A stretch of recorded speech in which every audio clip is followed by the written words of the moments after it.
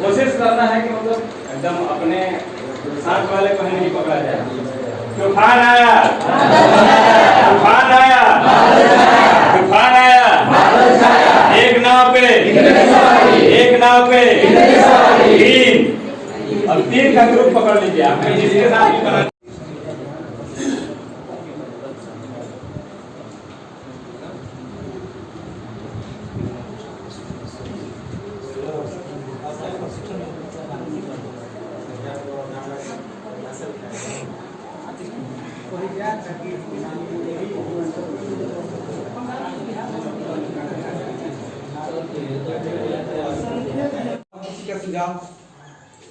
सब sir please वही है आप लोग को सुझाव न आए।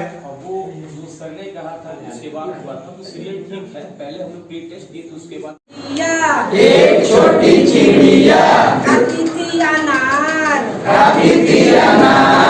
और एक चिड़िया आ गई कितनी हुई? दो छोटी चिड़िया खाती थी अनार और एक चिड़िया आ गई कितनी हुई? तीन छोटी चिड़िया खाती थी अनार और एक चिड़िया आ गई कितनी हुई? चार छोटी चिड़िया खाती थी अनार और एक चिड़िया आ गई कितनी हुई?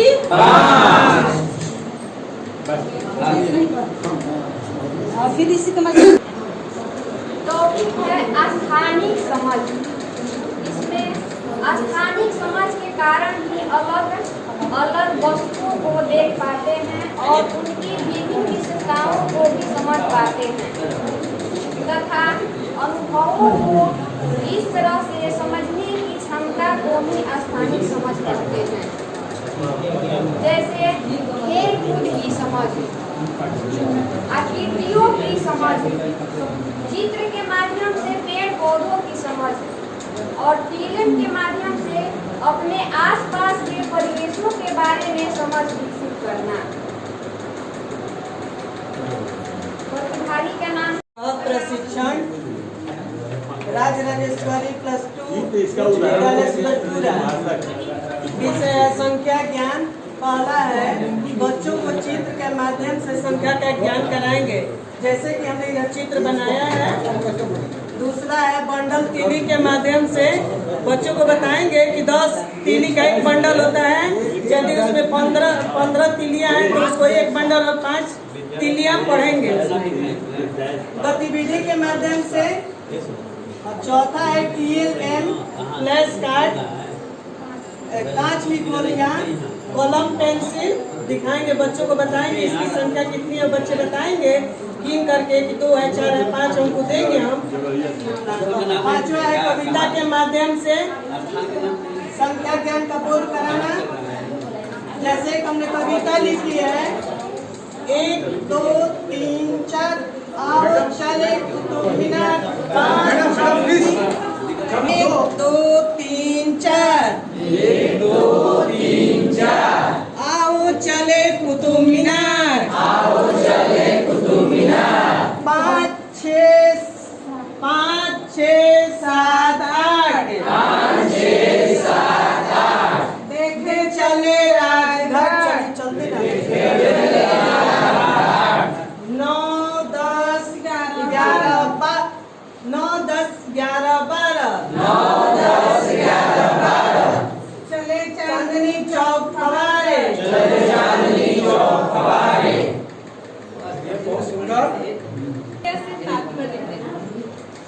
गणितीय संख्या से तात्पर्य सामान्य गतिविधि क्रियाओं से है, जैसे जोड़ना, घटाना, गुणा और भाग।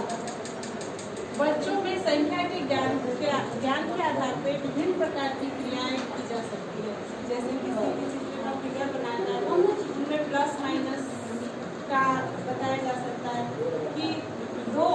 बॉल को मिलाने पर 4 हुआ।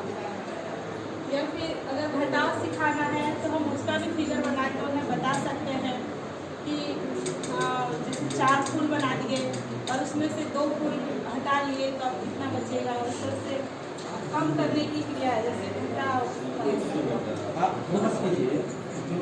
तोड़ने की क्रिया को गुणा कहते हैं।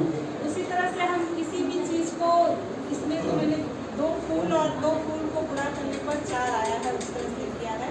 लेकिन ऐसे जोड़ने पर भी इसे 4 ही आएगा।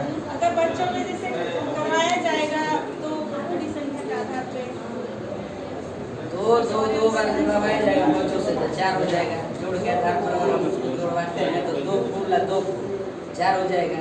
इसे हम लोग पूरा करते हैं तो 2 से करते हैं 1 में 4 हो जाएगा। कार्ड नंबर के माध्यम से संख्याओं की संख्या का ज्ञान कराएंगे।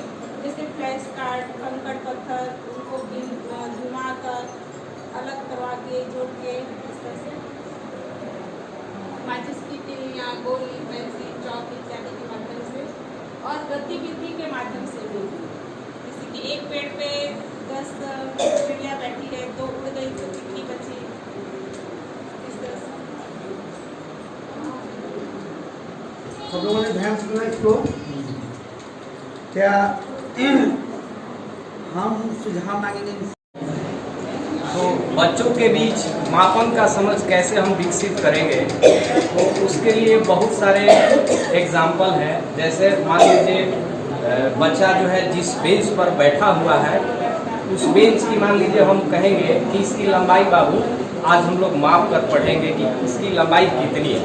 तो सबसे पहले जो है एज ए टीचर जो है उसको जो है अपने बीता के माध्यम से उसको जो है माप कर पहले एक बार दिखाएगा कि देखो बाबू किस तरीका से ये जो टेबल है ये कितने बीता है, 1 2 3 4। और जब बीता के माध्यम से जब किसी वस्तु का वो मापन कर रहा होगा तो उसमें अंगुलियां का भी जरूरत पड़ता है, जिसको हम लोग चय के माध्यम से करते हैं चय।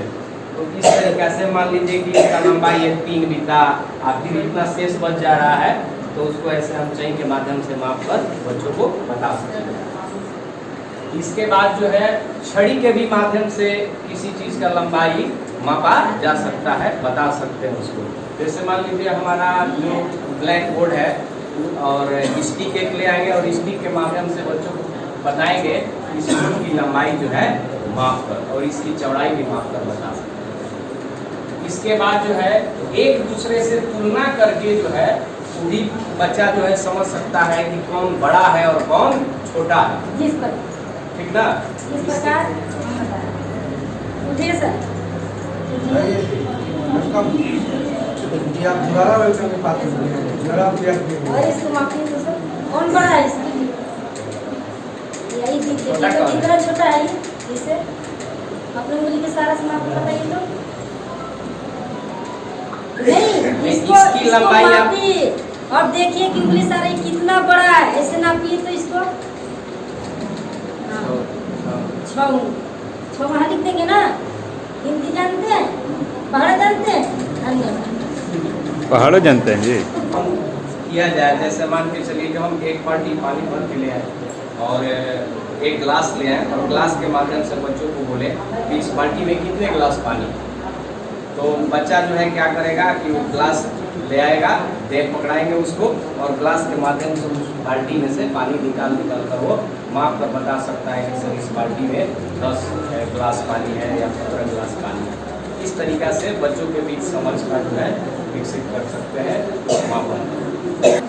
राजराजेश्वरी उच्च विद्यालय सूरजपुरा बुनियादी संख्या ज्ञान के तहत समूह संख्या 6 के तहत हम लोग बता रहे हैं। विषय हमारा है आंकड़ों का प्रबंधन।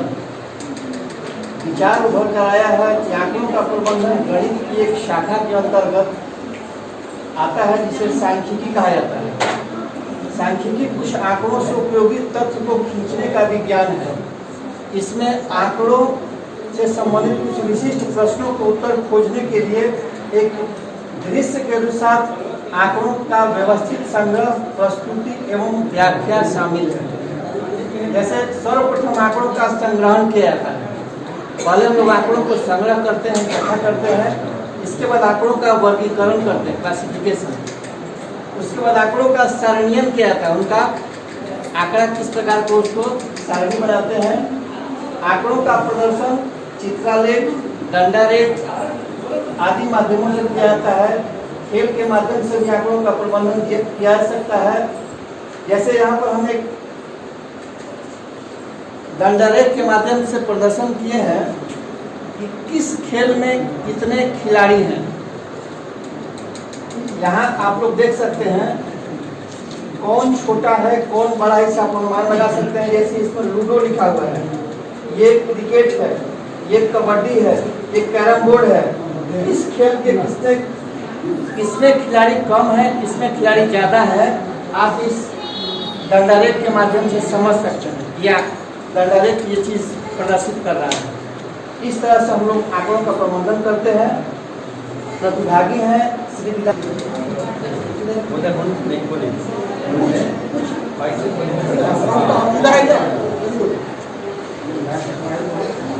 कुछ बाटी तो होने या होने के क्रम को पैटर्न का ये देखते हैं कि